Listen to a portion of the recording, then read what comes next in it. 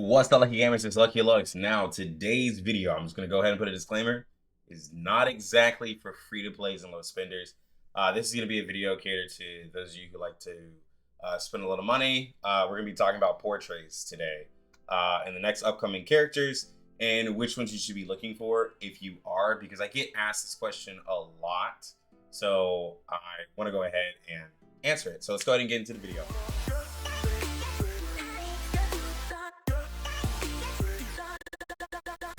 All right, so I'm gonna try to go really quick on this video because I don't want it to be another 20-minute long video if it doesn't have to. So just let you guys know, I play on CN and I play on global, right? I've been in CN since the end of 1.3, so been able to get every character from 1.3.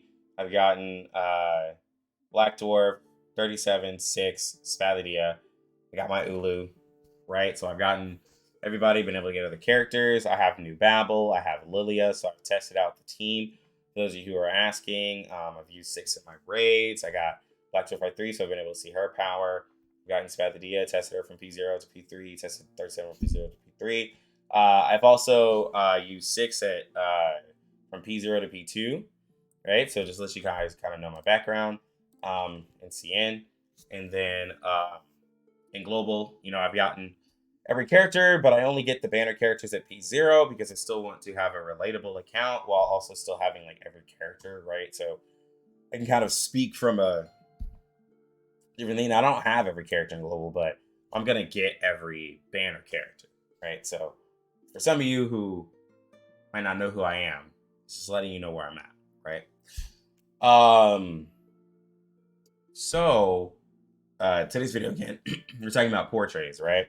So we're going to talk about Portrays from P2 on because Toothfairy is still here, right? So let's just talk about it. And again, I'm going to be a little fast. I'm not really going to explain anything about the characters too much because I've done it in other videos. And also, I'll do it on live streams, right? I stream live, so, you can catch me there. P0, it's just, using the character, I3 P0, right? With the baby tooth debuff, it just ends up that you either do it every other turn or every 2 turns, because if you merge cards, that messes it up. Well, whereas P2 just makes it easy. You kind of can turn off your brain versus trying to think of the math of when you're gonna have the baby tooth buff and having to think about it, right? You can still merge your cards 1 turn, right, and then end up getting the buff, right, if you do it right. So it just allows you to turn off your brain by having P2, right? With the character. That's why it's really good. Anything else up from here isn't really necessary. Sure, P5, you can be like, bro, that extra 10%, you can literally get that extra damage by just having a good team. You don't need the P5 at all. If you're a whale and you're going to do it anyways, I'm not talking to you, right? So that's Toothfairy. Let's go ahead and talk about Jessica, right? We're going to pull up Pridwin for this. So on Jessica, so there's been talks about Jessica, should I get her if I don't have Sotheby? I'm hearing Inside 3 and P2 is conflicting. So I did talk to Gordon and Pridwin. We talked for a good while. Yes, mathematically her Portrait 2 is a DPS loss with her I3 kind of fight. They kind of conflict with each other, but it's a 3% damage loss, right? It's not really a big deal, but it allows you to use Changeling without Sotheby a little better, right? Because when entering the battle at the start of every 3 rounds, extends the duration of inflicted poison effects by 1 round. So it helps refresh the poisons while she's able to inflict the poisons, right? And then still inflict poisons on her P1. So if you look at the Insight 3, after attacking enemies not afflicted with poison, inflicts poison for 2 rounds. And then P2, when entering the battle and at the start of every round of 3 rounds, extends the duration of those poisons by 1 round, right? So they go against each other, but not a big deal, right? Not a big deal. From there, P2 is really the only portrait worth kind of talking about. Jessica kind of still has the standard banner character kind of portrays, uh, same as like Toothfairy, uh, even Melania, right? Like, it's weird. The portraits go in phases. Like the 1.1, 1.2 characters, like, uh, it's like P2 is kind of like their nice, like it's nice to have the P2. And then anything else is just like, it increases the scalings of the abilities.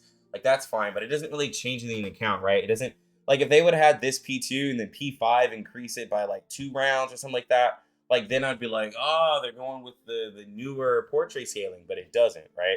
And we're going to talk about the portrait power creep here. So if you notice here, like the standard banner characters have portraits that don't matter. They just increase straight up damage. 1.1 and 1.2 have portraits. At portrait 2, it affects their kit a lot better, right? Melania with the Phantom Thief, Pickles with the 40%, Toothfairy with the P2. Now we have Jessica with the P2, right? So when we go to 1.3, you see a little bit different of a change, right? Like with Shamane, the Nature's Blessing, everything like that. I'm not gonna explain the character because I'm trying to not make this video too long. But let's talk about it right here. Again, this is a video for spenders, so free to plays, I apologize. But if you look at it here, Nature's Blessing, you get 3 stacks. So the P1 now is actually good in helping out the kit, right? So it makes it more worth to get P1 on a character. This you could see as a way to entice people to get copies of a character.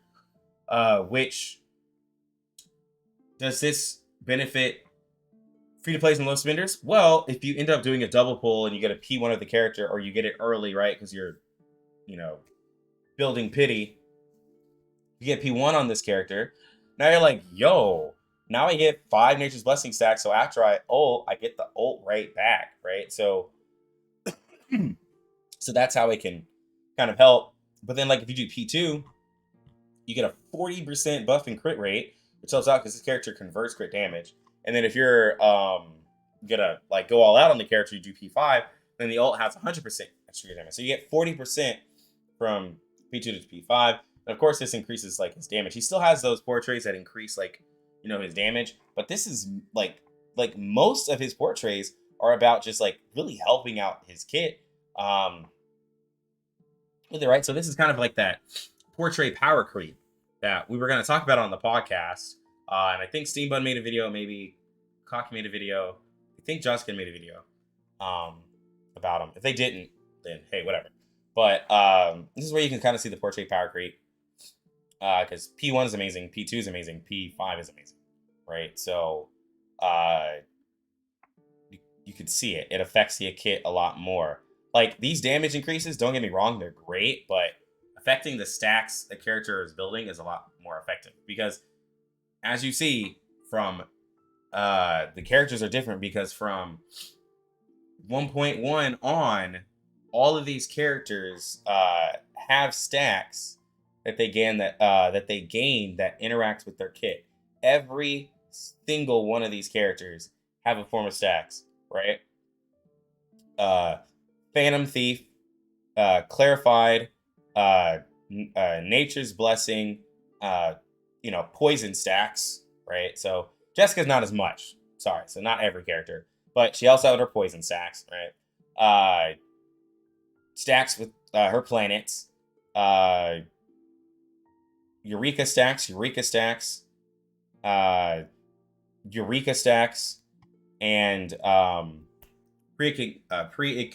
precognition, whatever.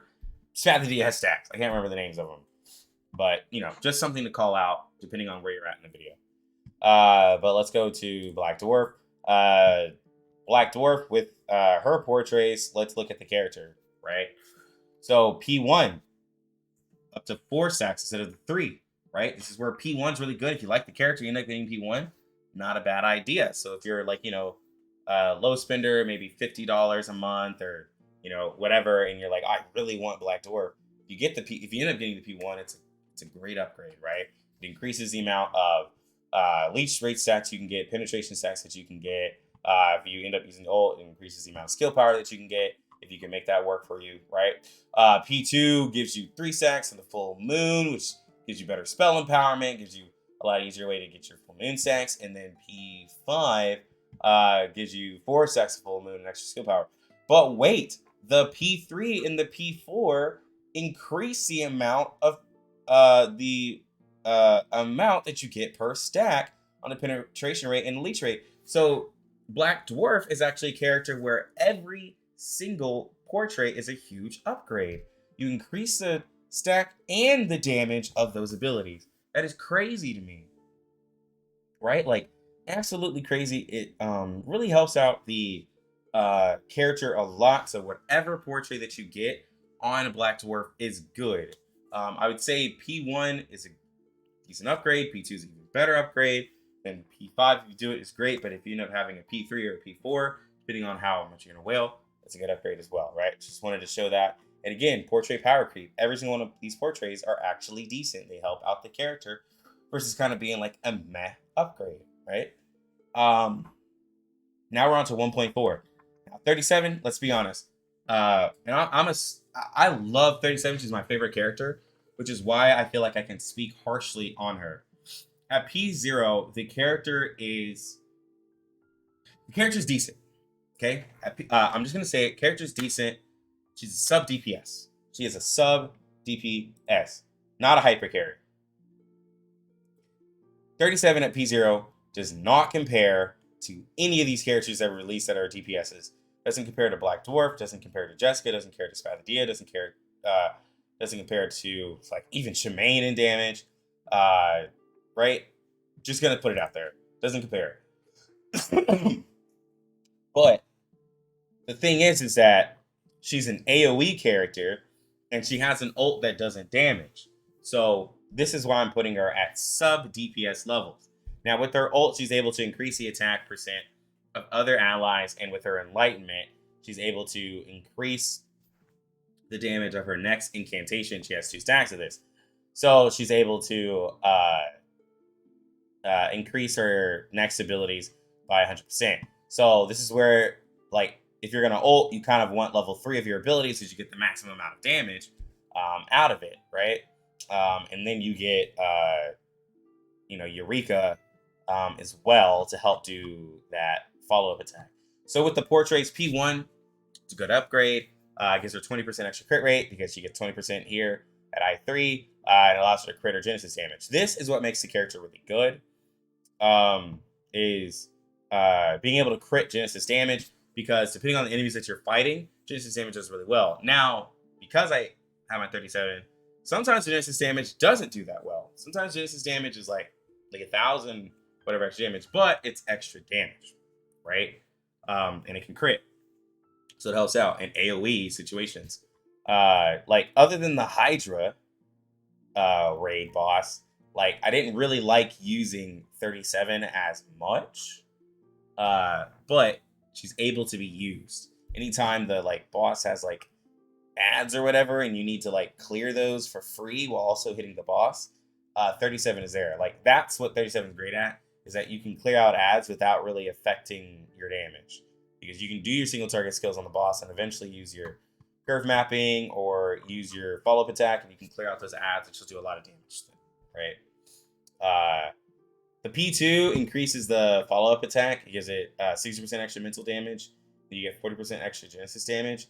20% extra Genesis damage. And you have to be really careful on the Genesis damage, because if you scale it too high, then it's a bit too much. But this is why, like, 37 is kind of a character where, like, the P1 and the P2, sorry to say, like, okay, so P1 is decent. P1 is even 20% extra crit damage. I mean, crit rate is decent, right? But I don't think it's the end of the world, because you can also give her high crit rate, and I'm not exactly sure how the Genesis damage is affected with crit resist on the enemies and the crit defense, because like I find with having the P1, my 37 crits like kind of all the time, and she doesn't even have 100% crit rate. So I'm not exactly sure like if she's even affected by the crit defense of enemies, and it's just pure crit rate based off on the character, right? Like there's nothing affecting it. So what I'm saying is that like she already has a kind of decent crit rate, being at 37%. You know, if you give her like a side cube that could help buff it if you really wanted to. And then you have the Insight 1 that puts her at 50%, right? And then you use Toothfairy, she's probably sitting really pretty. But of course, with Insight 1, everything I just said, you add another 20%, it makes it a lot better. So, but from there, like the portraits on 37 are really great, are really great. But I don't think hers are as great as like some of the other characters' portraits, right? Because her P2 to me is a little mid. Only like, you know, increasing the mental damage of this by 60% and only 20% here on the Genesis damage. I personally believe it's a little mid. I didn't really see a big change when I had my P2 from my P1. Just, you know, a little extra damage on the follow up. Because if you're not getting this follow up attack a lot, right, and you don't have a team built around it, because I had P2 before I had used before I had got new Babel, right, and I just had her with Lilia, but like Lilia, building the stacks with her is kind of like, but like this P1 and P2 doesn't help gain the extra stacks for the follow up attack, so like it's kind of just like, nah, like not really the greatest. So like that's where 37 is a little bit more of like, if you're wanting to help her gain those stacks that, you know, I said every character has, it's really P3 or P5, bro. And that's really expensive for people for like low spenders and stuff like that. Because like I'm kind of just gonna tell like low spenders like, look, hey bro, get her at P0, accept her as a sub DPS. If you're wanting her to do more damage, you really got to do P3 or P5, bro. And that's a lot, because that's now a character that has a uh kind of higher, like, well, yeah, higher minimum for the port, like recommended portrait, because usually it was P2. Now it's kind of P3 for this character, right? And so this is where like the portraits are kind of shifted, where it's like now P1's all right, right, but then it's like the odd ones, like 1, 3, or 5. So, you know, that's how I feel about 37. Let's move on to 6. Move really quick. With 6, I even talked to Steam Bun. He came into my stream. Steam Bun feels it's either you P0 or your P5 6, because other than that, it's not really anything crazy. I will, for those of you asking, P2 does help you gain your Yuka stacks, but if you build a team that has buffs, right? You build a team of buffers, then like you're at the end of the round, if any allies are affected by 4 or more stats up, you get extra Eureka stacks. You increase your Eureka stack by +1. So pretty much you can give yourself Eureka stack every turn. And then if you have your debuff, right? If Eureka is at 4 stacks or less, increase by 1. If you have level 2 on this ability, it gets +2, and then +3. So you can really get your Eureka stacks really quickly. Because if you do, if you're wanting the incantation empowerment, you get 3 rounds of it, and you can definitely get back your Eureka stacks before this runs out on your ally. Just to confirm, I do have a P06, and I've used it in a raid, because, you know, raids is the talk of the town. So you can absolutely do it, but you have to like kind of know what you're doing. If you want to have like the Toothfairy effect, where you want to turn your brain off, or you're wanting to ult a little bit more with 6, then you can get the P2, and it helps Eureka stat gain a lot better. Now you're getting 2 every turn. And what it'll do is allow you to do the incantation empowerment buff, and then also do like a nice little ult without having to ruin what you do as a support for the incantation empowerment, right? So that's what 2 does. It allows you to kind of do either the ult or the buff. But like, do remember that like ulting with 6, like his ults are kind of like meh. Uh, if you're fighting enemies he doesn't have a bonus on, unless you put balance please on him and you max him out, then his ults are hitting really hard against neutral targets whenever he has his stack. But if you're not going to do that, if you're not going to put balance please on him, if you're not going to max out his res, you know, then other than that, his ult's kind of meh. So it's better just focus on the buff. Anyways, video's getting almost to 20 minutes. So, well, it is 20 minutes now. But Spathodea, I'll go over her real quick. Spathodea, I've had her from P0 to P3, and I've used a P5, right? Spathodea kind of has the same effect as 37 with these portrays. I think P1 is kind of a... I think P1 is mid AF. Because usually they don't really buff the skill on a P1. Like, usually it's like the ult or like some form of the stack or something like that. So, like, I feel like P1 should have been like some burn stack or something like that. So, I really didn't like the P1 because, like, it ups the attack here by 70%. But, like, bro, the character can miss a crit. So, like, this doesn't really help. The P2, I have P2, and I still miss crits with Spathodea. And before you guys ask, she has pretty crazy crit rate. Right? Like, wrong account. Like, I have her crit rate at 38%, right? So with P2, that becomes 88% crit rate, right? That's a lot. And then if I do a single buff, that gives me 30%, so it's pushing me at what, 118.